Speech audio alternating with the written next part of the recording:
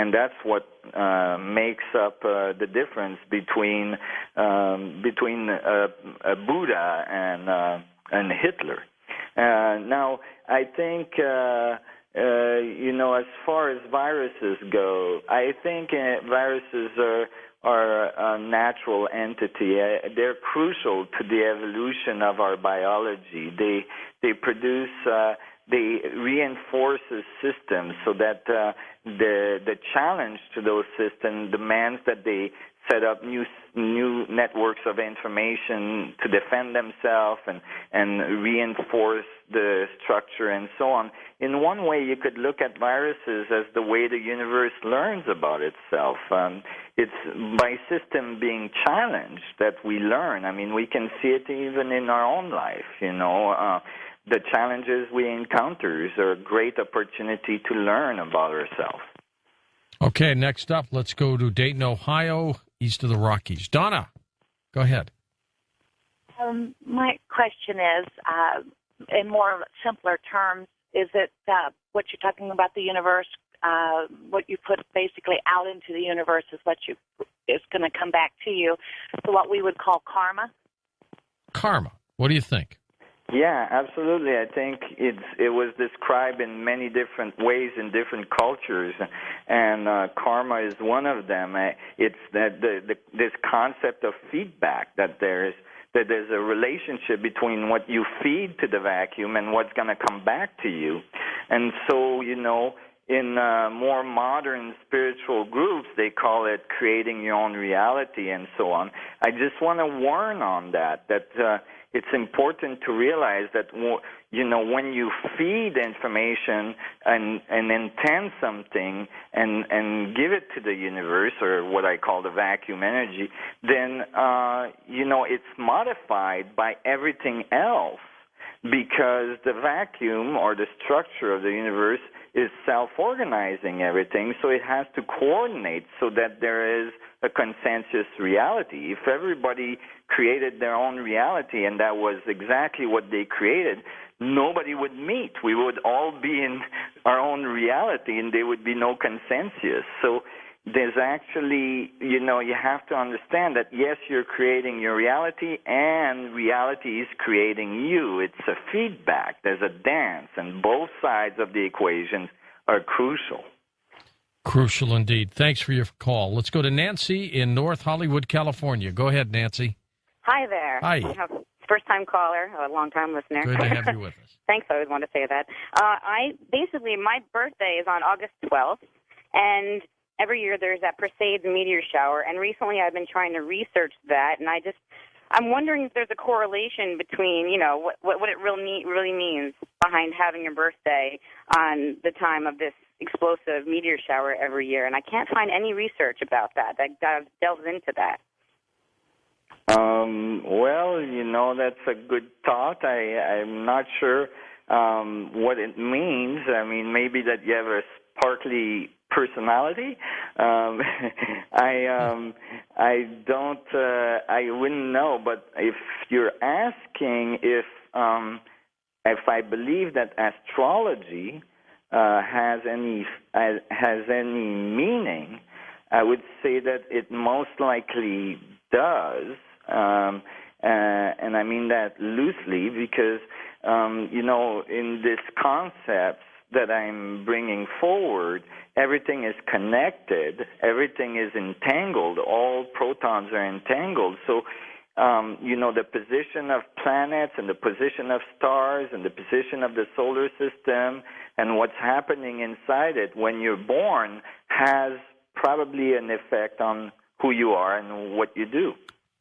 We'll be back with final phone calls in just a moment on Coast to Coast AM. On our next Coast to Coast program, Mark Stavish joins us. Between the Gates, lucid dreaming, astral projection. Looking forward to that. When we come back, we'll take final phone calls with our special guest tonight, scientist Nassim Haramein, next on Coast to Coast AM. What's the one answer, Nassim, that you have not had answered yet about what you've done, the universe, that you would love answered? Well, how to have, an easy long-term relationship. I think that is the biggest challenge that one can encounter.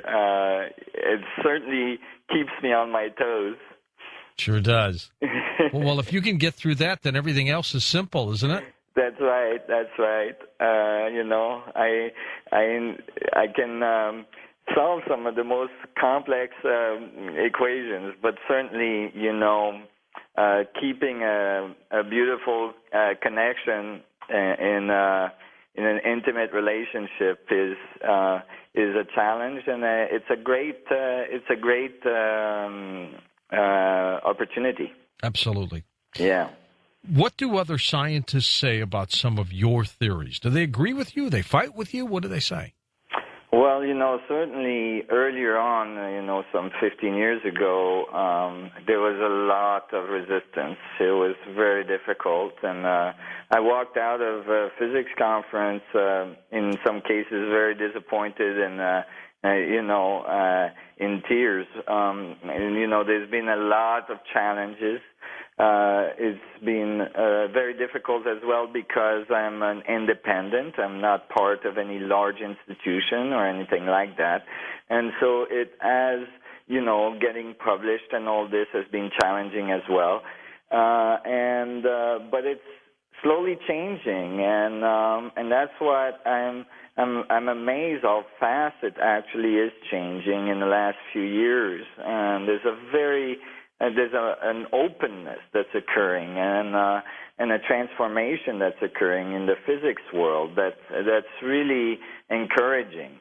But yeah, there's been plenty of challenges, and less and less now that I've written more and more papers, and I've flushed out many of the math and the physics necessary. I've got much more positive response and actually a lot of excitement. And my last paper winning this award, the Best Paper Award in this conference I just went to, Mm-hmm. and it all is coming together, and it's changing very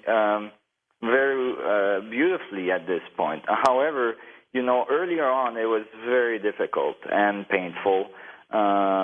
Because it takes time for things to change. It takes time for people to accept new ideas, and it's understandable. I mean, people have worked on their theory for, in some cases, 40 years, and they're not just going to, change their ideas overnight.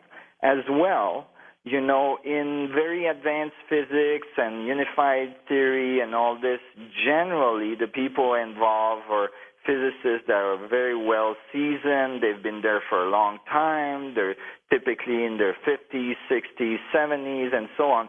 So, I was 30-some years old coming in saying I had a unified field theory and all this. And so, they were wondering, why is the buzzboy, showing up at physics conference, Einstein was almost the same, wasn't he? He started all this at a young age. He did. He started all this at a young age. Like me, had difficulties at school. Like me, he was an independent when he was a third-class clerk at the patent office. That's right.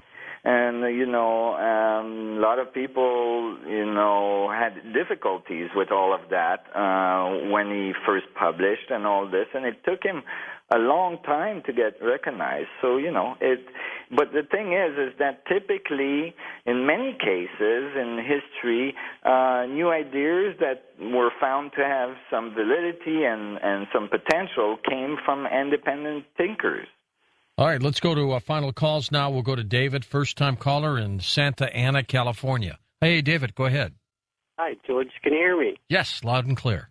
Thank you. Mr. Haramein, I was curious about, you tied some of the work you did to ancient civilizations and ancient religions and the idea of the singularity, but also I'm noticing what you're talking about can be connected to very current modern mainstream ideas, like take the book The Power of Now, for example. In that book, they're describing to us that from any current moment, we have in front of us infinite possibilities of new moments. And so this is almost identical to what you described. And I'm curious if you have any